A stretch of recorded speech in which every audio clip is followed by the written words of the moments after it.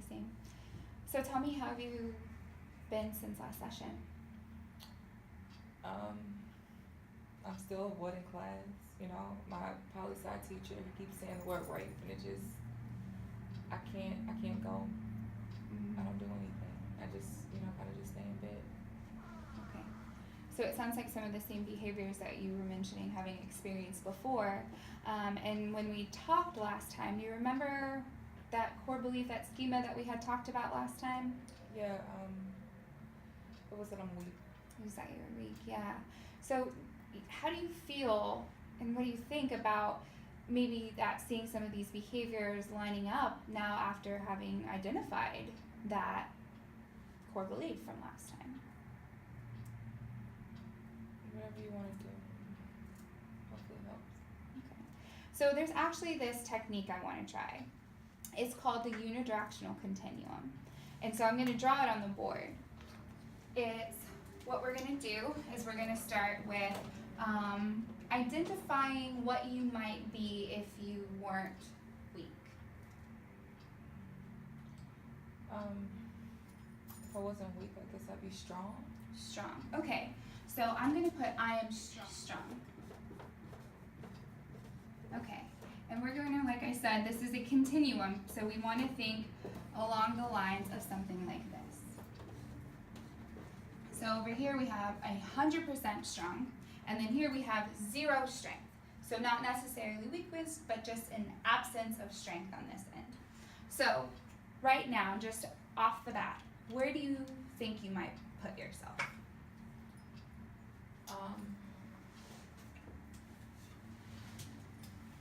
Probably at about like 10.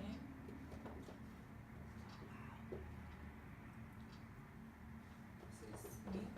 I'm like a 10. You're at about a 10%. Okay. So what we're going to do with this continuum, we're going to list some of the characteristics of what you think 100% strength might be. So again, we're looking at this meant to be extremes just right now. So 100% strong. What might that person look like? And you'll just go ahead and jot them down. If I were strong, I'd probably be like motivated to go to class. Okay. So motivated.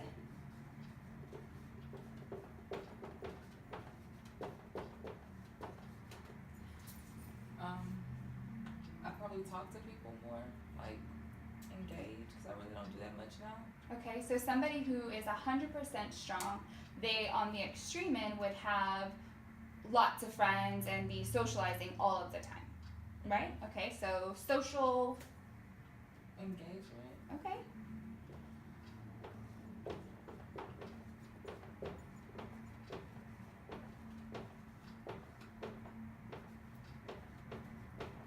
Alright, so what might also a person who's 100% strong, what would their thinking be like?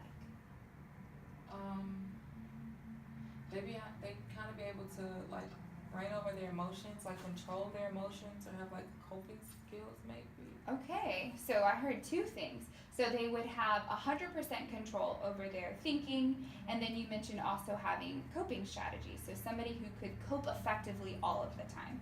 So in control of thinking.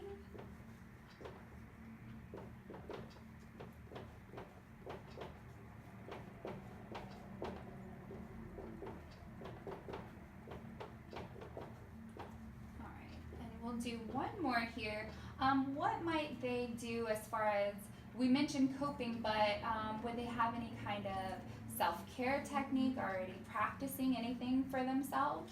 They'd be physically strong. They'd be physically strong as well. Okay, so yeah, go ahead and put that on there.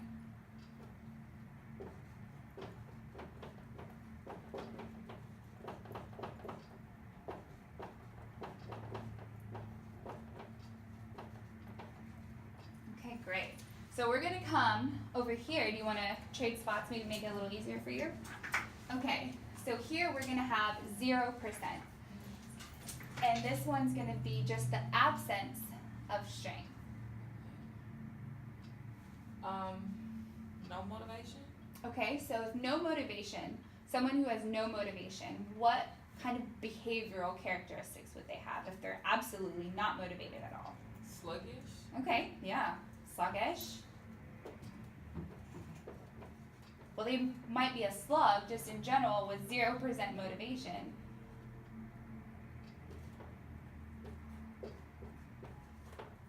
Okay? They probably wouldn't get out much, maybe. Or at all, Yeah. being 0%, 0 strength. Okay. So no desire to get out at all, just so they would be just at home.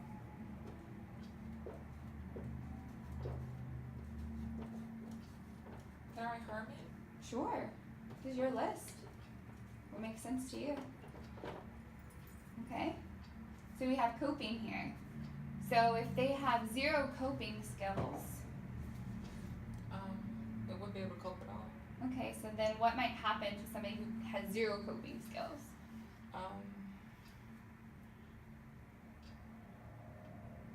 They can't function, Okay.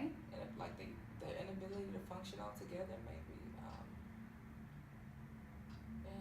Yeah, so somebody who maybe couldn't cope, they couldn't function because they couldn't deal with what they were going through. So have you ever met anybody who just couldn't deal? What kind of behaviors did they maybe do? I have a friend.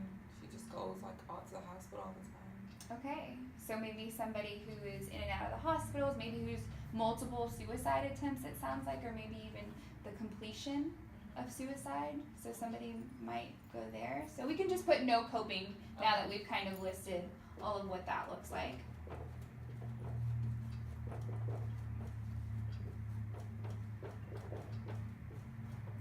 Alright. So we have somebody who's 100% strong is in control of their thinking. So somebody who has 0% strength. So no control of their thinking. What might happen if there's 0 control of their thinking?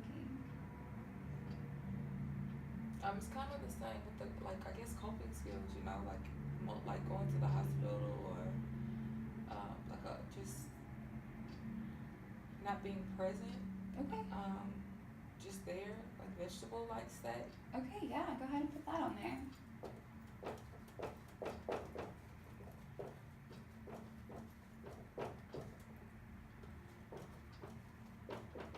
I guess I like the word preoccupied. Preoccupied. Okay, so that sounds like to me somebody who's just maybe their thoughts are just racing all of the time. They're thinking and feeling and acting on everything. Okay, so preoccupied is a good one.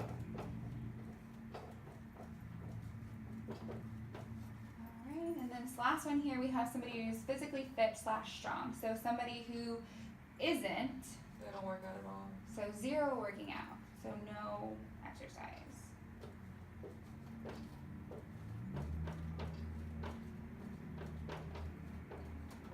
Okay, so let's do about a 50% mark. So somebody who has about 50% strength. Sorry, it's just a lot for me. I can understand, so let's dig in. Maybe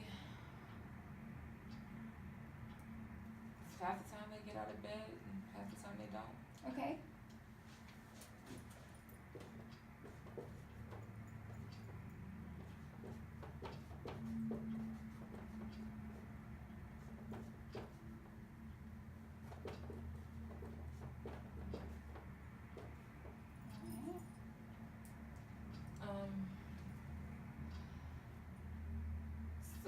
Half the time they use like coping skills. Okay. So if somebody is able to use their coping skills like half the time, does that mean they're still able to recognize though? So for somebody who's maybe 50% strong, is it possible that that person just doesn't even recognize it half of the time? Yeah, like they're just not aware maybe. Okay, so half of the time maybe they aren't aware that what specifically? They're not aware of what's going on. Okay. Okay. Like within themselves? Mm-hmm. Okay. So then you're saying that somebody who is at 50% is halfway present. You mentioned being present and mindful, and then maybe halfway aloof or preoccupied. Okay.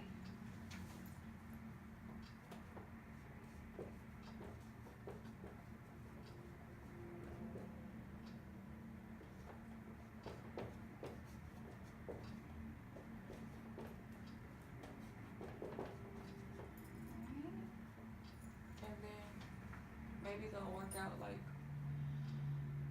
oh gosh, 3 to 4 times a week, maybe. Okay, so think about this. Somebody who's 50% strong, so like halfway in the middle. If somebody's working out 100% and somebody who doesn't even think that working out is an option because they have zero coping skills, they don't exercise, what might this 50% person do?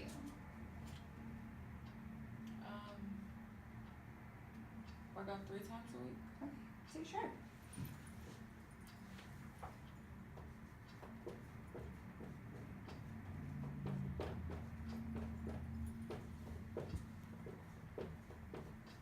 Okay, and then let's do a 75%, right in the middle between 50 and 100. So we'll go ahead and put a 75 tally mark here, so 75% strong. And just briefly, what do you think a couple of characteristics for somebody who's 75% strong? So somebody who recognizes that. So if they're 75% strong, like most of the time they get out of bed, so maybe like they get out of bed 5 days out of the week. Okay.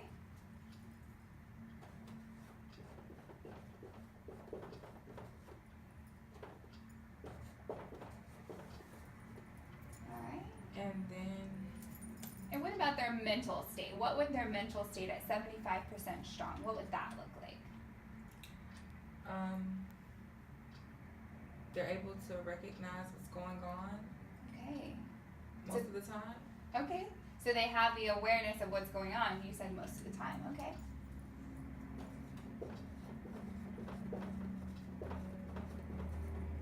Okay.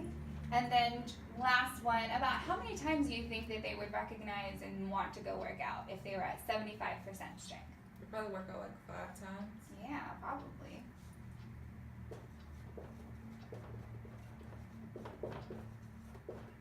All right, and last one, 25%. Give me a couple of characteristics of what you think somebody, 25%. So 0%, remember, is sluggish, just a homebody, complete vegetable. 50%, half of the time they recognize and do. So maybe they'll work out like 1 to twice a week. Okay.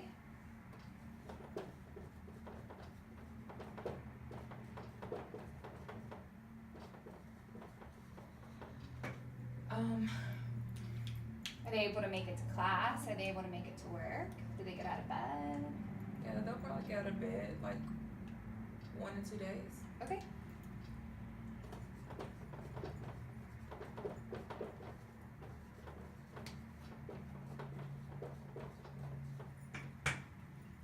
Anything else? I guess they're not always preoccupied. Okay.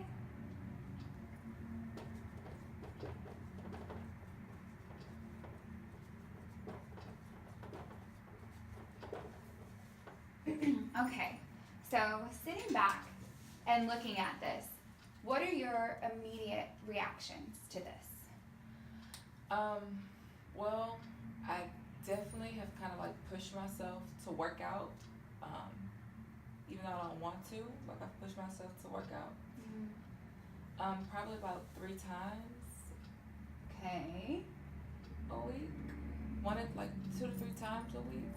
Okay, so somewhere in this kind of area, so far, at least as far as the working out goes. What else? You mentioned that you were still going to class, so you were getting out of the house and interacting with friends. Yeah, so my roommate takes me to the grocery store every Friday, so I do that. I get notes from my friends for the classes I can't go to.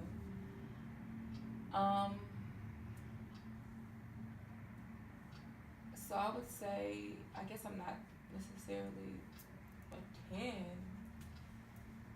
Where might you put yourself now after just gone through that list of information? And for me, what that sounds like is your immediate reactions and providing the evidence to challenge maybe your original spot, thinking that you were at a 10% of strength. And so again, by providing that evidence, it helped you challenge that thinking that I'm not as strong as I think I am. or that I thought I was. Yeah. So where might you put yourself now?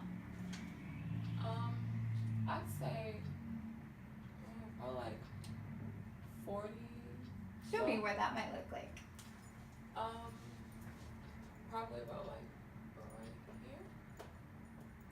Would that Okay. be 40%? Sure. I think, Okay. yeah, with working out and talking to my roommate and getting notes from friends and Okay. trying to go to class. Awesome. So your voice sounds a little bit more upbeat than it originally was. So tell me what you think this means for you now after looking at this and moving from a 10% to 40. I guess it's not as bad as I thought. You know, like sometimes I'm just like, Kelly, you aren't doing anything. But I guess I'm like putting it in here. I guess I'm doing more than I actually thought I was doing. If that makes sense. Mm-hmm. Sure. So by being able to see it and not see all of the criteria, it helped you put yourself out there and see that you were actually doing more than you were giving yourself credit for. So how might you use this information going forward? I'd probably be a little bit more easy on myself. Okay. So if you're easy on yourself, what might that do for you? Release some of the stress, kind of give me hope to keep going. Because sometimes I really just don't want to do anything. But seeing that I'm actually doing stuff kind of gives me a little bit more hope that things might get better.